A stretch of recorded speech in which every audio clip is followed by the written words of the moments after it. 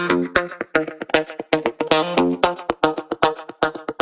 to the Sports Daily early look as we take a look at Strickland Stakes Day, FURPHY Strickland Stakes Day to be exact. It's a Group 3 event over the 2,000 metres.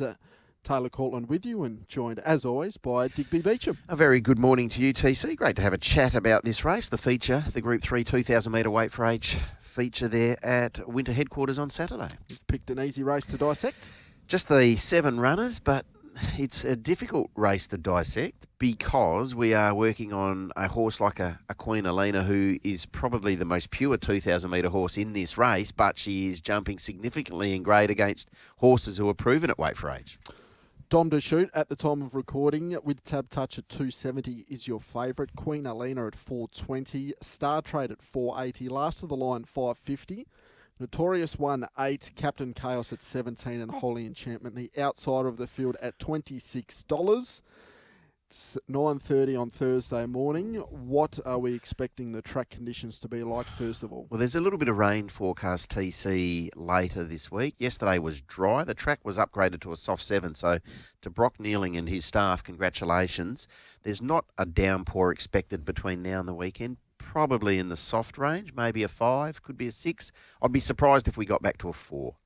Yes, so would I. But we did have about 483 mils and we raced on a soft 7. Yes. So the track's done a mighty job. It has. Speed map wise, like we spoke about the Hyperion 2 weeks ago, I don't really have an opinion on the speed map. It looks like it could be muddlingly run. Yeah, that's a fair assessment, and we did see in the Hyperion that with that lack of genuine tempo, William Pike pushed the button aboard Dom to Shoot and rolled to the top. Now, that is not the spot where Dom to Shoot does his best racing, and I think William would be loath to do that again.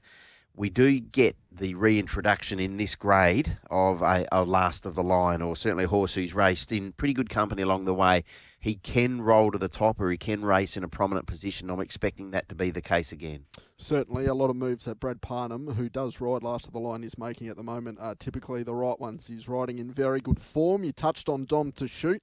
If we go back a fortnight ago in the Hyperion Stakes, I think there's an argument to be made he was probably the run of that race. Although now he's going to have to come up against a soft track where he failed 2 starts ago. Yep. And does he really want 2,000 metres? Yeah, that's a good question. In saying that, he did run 4th in the Van Heemst at 2,100 metres at weight for age last year. Now, Maricino won that race, and there was also Steinem and Ironclad in that race, and they're pretty handy Eastern State, as we know. So the 2,000 metres for mine doesn't represent a great concern. He did run in a Perth Cup, and he wasn't disgraced there either. It's that sticky track, or certainly the wheels seem to be spinning there 2 starts ago. He might be presented with conditions similar to that, but I expect that he'll get a little bit of cover. He might even box seat behind a horse like Last of the Line, and then he can use that turn of foot. You've mentioned Queen ALINA. You can look negatively at the fact that she's 14 up to 2,000, second up. She's jumping from a 66 plus to Group 3 company, but you're happy to be with her.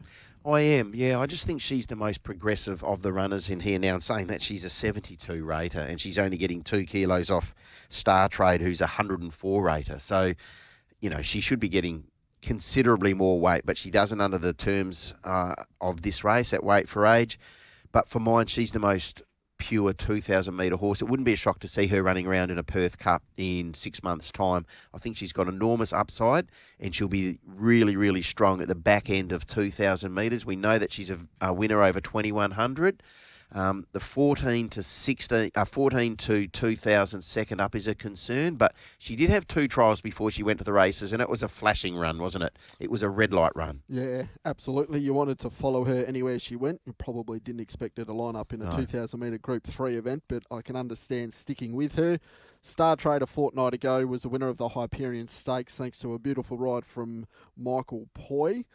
Probably a similar question to Dom to Shoot. Is STARTRADE really looking for the 2,000 metres? Well, we're about to find out. Dan Morton has enormous belief in this horse, and how can you argue with Dan? His yard's flying, and he's got a really good handle on STARTRADE, who, to be fair, he does not know how to run a bad race. He's ticked that weight for age box now. He's going to get a lovely run for Sean O'Donnell, and he's a last start winner of this field of 7. 4 contested the Hyperion. STARTRADE came out on top. I'll make a case for Notorious 1. Feel a little bit silly saying it. You need to get him on the right day, but if he can reproduce anything close to his first 2 runs this preparation, he'll go awfully close to winning. 2,000 metres clearly needs to be a little bit of a question mark, but loves a little bit of give in the tracks. Going to drawn barrier number 3. He'll be on the fence. That's where he loves to be.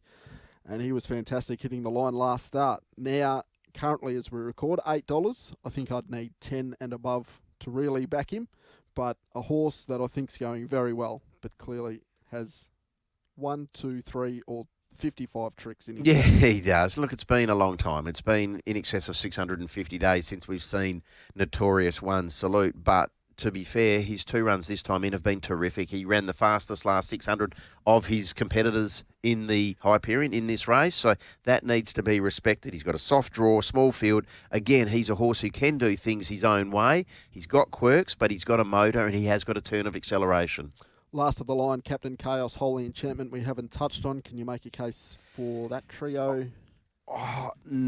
Personally, no. Captain Chaos was a lot better in the Hyperion. It was great to have a chat to Michael Grantham this morning on the Sports Daily. He's thinking they're going to adopt more positive tactics and not be, spotting the leaders several lengths. So that's something to take into consideration. For mine, though, I'd be surprised if the winner came out of those. I'm going to have $50 with the betting strategy on Notorious One. I think we'll get $10. We'll get double figures at race time, so I'll wait until then and invest at that time. I just don't think there's too much between Notorious One, STARTRADE, Dom to Shoot. Question marks over Queen Alina, making that quick jump up in grade and in distance. So at the $8 for the better value, I'll go with Notorious One, but in a race where it's pretty low confidence. Yeah, for sure. Look, I'm with Queen Alina. I'm going to work around Dom to Shoot, who, as we sit here this morning, currently at a pretty short quote and heading up the Tab Touch market. But I'm thinking this mare can handle the step up, not only in distance from 14 to 2,000 metres, but a quantum leap in grade, because I think in time she might be the best horse in this race. So I'm happy to spec her.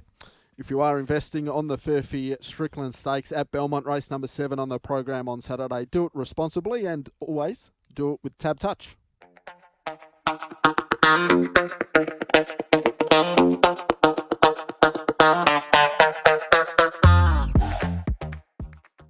You win some, you lose more. For free and confidential support, call the number on the screen or visit the website.